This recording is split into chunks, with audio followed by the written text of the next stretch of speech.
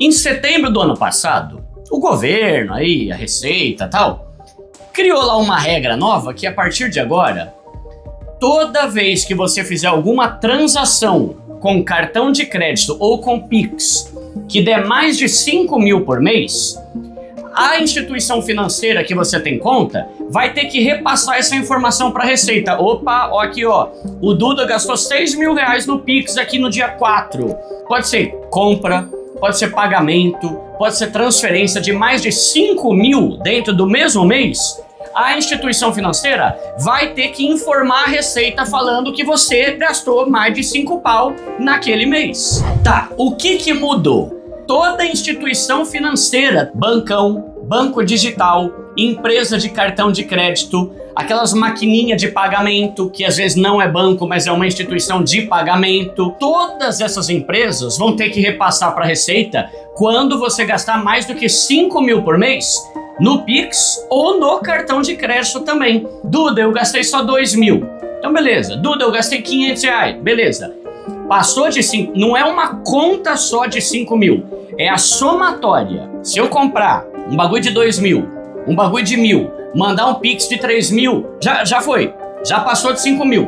Vão declarar todas essas instituições e não apenas os bancões, como era antes. Por que tá rolando isso? Galera, tá rolando isso porque o governo quer ficar de olho em como você usa o seu dinheiro. É o controle que eles querem ter sobre a população. Fica cada vez mais nítido que o governo quer fechar o cerco para controlar a forma com que a gente usa o nosso dinheiro. E isso é fato. Sempre teve isso. Só que como a tecnologia vai mudando, o Pix vai mudando, vai começando a surgir outras possibilidades, a Receita vai se atualizando para não ficar para trás e não ser feita de besta.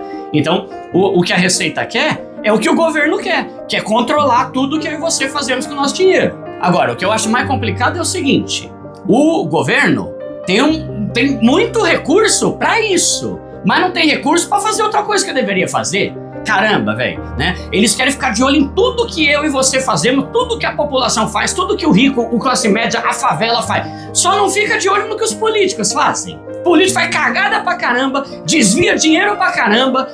Eu acho o cúmulo quando chega em época de eleição. Chega os políticos ou os candidatos a políticos, né? Você sabe que o cara ganha milhões todo mês. Aí ele vai lá, a declaração dele: tenho 2 milhões de patrimônio. Vai cagar no mato, criatura. É óbvio que você tá sonegando. É óbvio. E isso o governo fica de olho. Então o governo fica de olho em tudo que a população, o trabalhador, o peão faz, mas não fica de olho nas coisas que deveria ficar de olho, que a gente sabe que o nosso país é corrupto. O Brasil ainda é conhecido como o país da corrupção, galera. Então tem que fazer alguma coisa para isso, para resolver a situação deles. Um monte de desvio de dinheiro que político faz, a gente sabe. Um monte de desvio de partido, de agência, de coisa política. Aquele monte de benefício que os caras ganham, que não merece, não deveria. O governo tá de olho no que os políticos fazem de cagada. Vamos pegar, por exemplo, o governo gastou pra isso. Deve ter gastado com tecnologia, contratação de pessoas, sistema e tal, tá? Dinheiro pra ficar de olho em como a gente gasta, eles têm. Agora, dinheiro pra botar mais polícia na rua, não tem, caramba?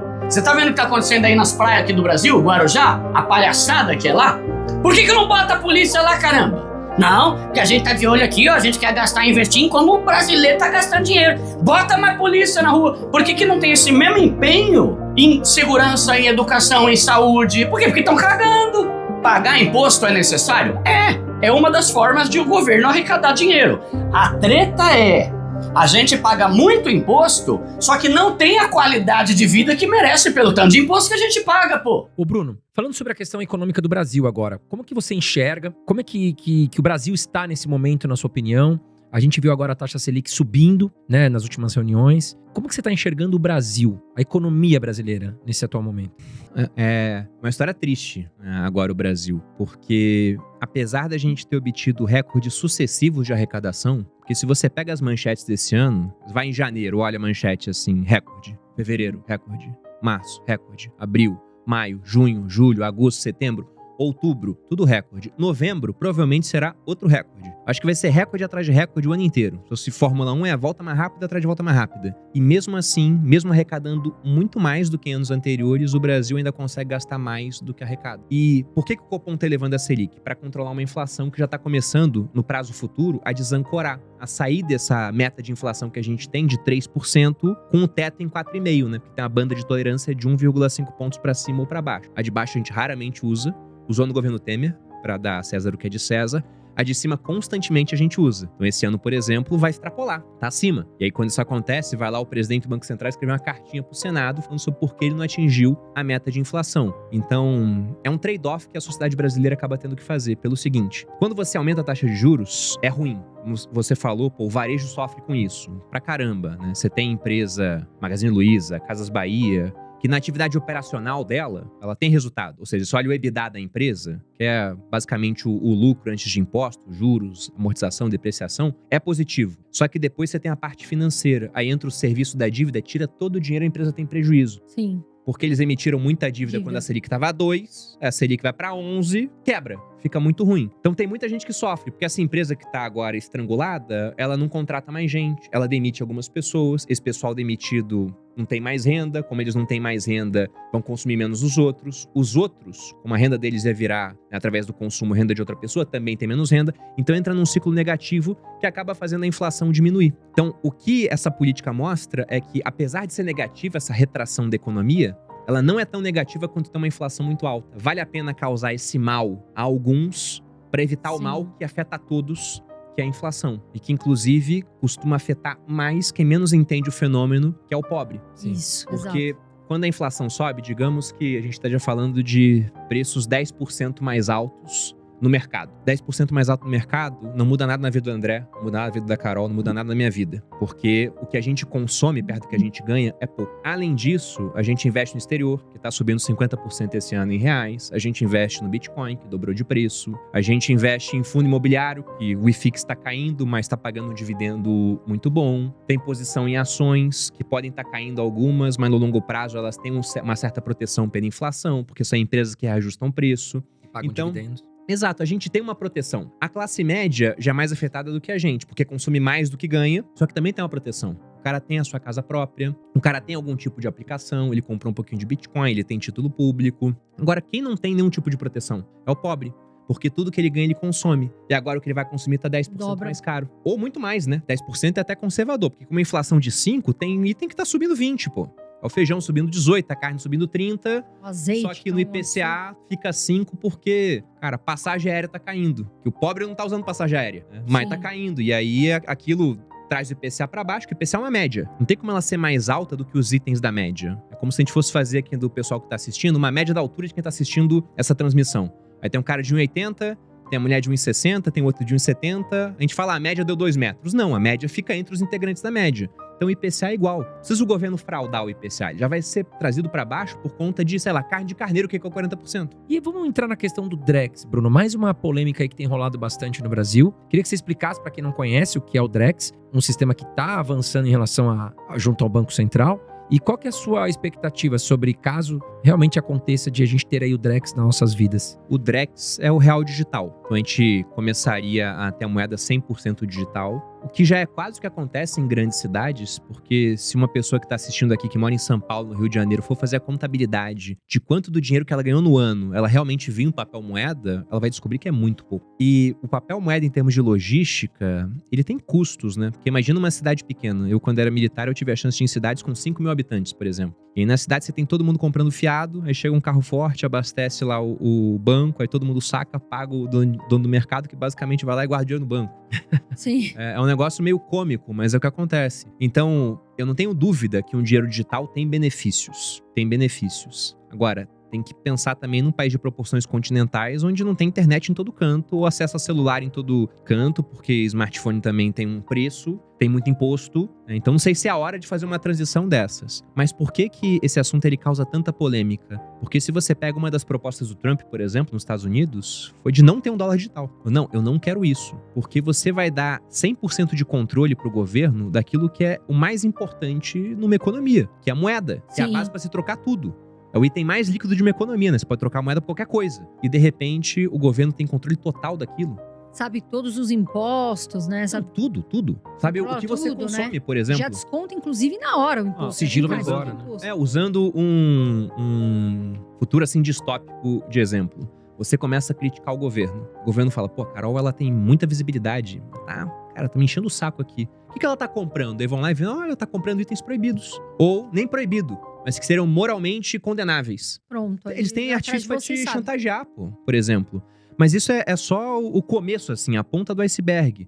Porque quando você tem uma moeda 100% digital, você começa a poder implementar algumas maluquices que tem gente por aí que defende do tipo, o dinheiro tem que ter prazo de validade pra obrigar o cara a consumir. Uma das formas de obrigar as pessoas a consumir é a inflação, né? Ou você compra agora, ou daqui a um ano o dinheiro vale menos. É uma Isso, forma de é. obrigar a consumir. Outra seria, não, você ganhou esse dinheiro do governo, Mas você por tem exemplo, um prazo você pra... não pode mandar esse dinheiro para certos fins. Aí você enxerga, pô, isso pode ser positivo, porque ter dinheiro de Bolsa Família indo parar em aposta. Beleza, mas pode ser muito negativo também. Eles podem falar, não, um Estado totalitário, pensando totalmente em políticas utilitaristas, fala, olha, quem come muito açúcar geralmente tem mais problema de saúde, então vamos limitar o quanto você pode comprar de produtos alimentícios doces com esse dinheiro. Então, é tanta coisa que pode ser feita com uma moeda programável, 100% na mão do governo, que você começa a ter certo medo de quem vai estar com esse Traz controle na ali, mão, né? entendeu? Porque muita gente fala, não tem problema, porque é um aliado político que controla. Mas e quando não for um outro lado?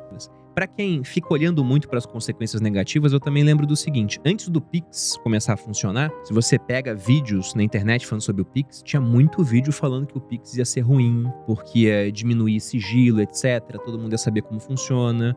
Bom, o Pix tá rodando aí há uns 3 anos, por aí. E foi ótimo. Foi ótimo. O Pix foi muito bom. Ô Bruno, e uma questão que a gente tá vendo agora é os fundos imobiliários derretendo, né? A gente tá vendo que os fundos imobiliários caíram bastante, muita gente preocupada. A gente teve uma entrada de cotistas, de investidores em fundos imobiliários de alguns anos pra cá, de uma forma bem agressiva, né? Se a gente pegar lá atrás, tinha 100 mil investidores, agora a gente tá indo pra 3 milhões, sei lá. E muita gente entrou nos últimos anos. E as pessoas estão assustadas, porque muitas pessoas estão vendo a primeira queda brusca dos seus fundos imobiliários e não estão entendendo. Pô, mas fundo imobiliário não era um produto mais seguro, tô vendo cair aqui. O que você tem a dizer? É o fim dos fundos imobiliários? O que você tem a falar para essas pessoas? O que tá acontecendo? A primeira coisa a ser falada é que renda variável varia, pessoal. Então, não tem subida automática sempre acontecendo. E da última vez que eu olhei nesse ano, tava caindo 4% IFIX. Realmente, para fundo imobiliário, é um movimento que não é comum, vamos Sim. colocar assim. Só que a gente tem que lembrar que existe uma correlação entre o fundo imobiliário e a taxa de juros de longo prazo. Então, a gente tá vendo a taxa de longo prazo aumentar, isso prejudica muito, principalmente os imóveis de tijolo. Isso traz o preço para baixo. Agora, é interessante que fora do mundo de fundos imobiliários, tem várias negociações acontecendo de prédios que estão situados muito próximos de prédios que estão em fundos, que o metro quadrado está saindo por um preço muito mais alto que o valor patrimonial do fundo. Então, eu acho que para o investidor que tem paciência, é um momento bom de você acumular belos fundos imobiliários por preços mais baixos. E os de tijolo sofrem mais, fundo de escritório, etc. Mas se você pega os de papel, tem muito fundo que caiu e, na verdade, deveria subir. Porque é o fundo que tem um monte de CRI que rende IPCA mais alguma coisa. IPCA tá subindo. Exato. É um monte de fundo de CRI que rende CDI mais alguma coisa. O CDI tá subindo. Expectativa para o ano que vem, tem gente botando CDI em 13. Até mais do que isso, né? E eu não entendo por que cai tanto esses fundos. E tem fundo ótimo que tá praticamente de graça. Tem fundo que você nem vai mais ver o valor que ele tá hoje. Não, e sabe o que é bizarro? Dificilmente você vai ver. É como as pessoas elas são volúveis. Porque, por exemplo, o fundo de papel, ele tá recheado... É quase um fundo de renda fixa listado em bolsa, né? Sem come-cotas, que é muito bom. Se você pega fundo de papel, vale muito a pena comprar quando o valor dele, o preço, o valor patrimonial tá abaixo de 1. E quando passa de 1, você tá comprando a nota de 100 por R$101, 102, Já não vale a pena. 105. Vale a pena você vender. Sim. E antes dos fundos começarem a mergulhar, que foi quando o juro americano de longo prazo voltou a subir, é que o juro de longo também voltou a subir, tinha fundo de papel sendo negociado a 1,05 do valor patrimonial. E eu fiz um vídeo vendendo um desses fundos. Você vai nos comentários, eu tava sendo detonado. Eu falei, também. meu Deus, eu tô vendendo um fundo que ficou muito caro pra comprar outro que tá abaixo do valor E a patrimonial. pessoa quer mandar na Pessoal sua carteira. não entendia isso. Agora esse mesmo fundo tá abaixo do valor patrimonial. Só que as pessoas não estão comprando. Não é MXRF11, não? Não era Porque eu isso. fiz falando que eu vendi, cara, eu tomei tanta porrada na internet. Mas é. Tava Pessoal muito 1.06, alguma coisa assim, tava super caro. Não. E eu comprei há muito tempo. Eu falei, cara, não tá fazendo sentido estar na minha Você carteira. fala com qualquer analista de fundo imobiliário, pô, é um negócio meio padrão. Cara, comprar fundo de papel acima do valor patrimonial, você tá desperdiçando dinheiro, Sim. né? Ainda mais quando tá 1.05, 1.06 Bem aí. assim. Ah, Porque pode ser que num dia tenha passado, não sei o que. Agora, pô, tá 5% acima, é muita coisa pra um fundo de papel. Sim. Vende esse negócio.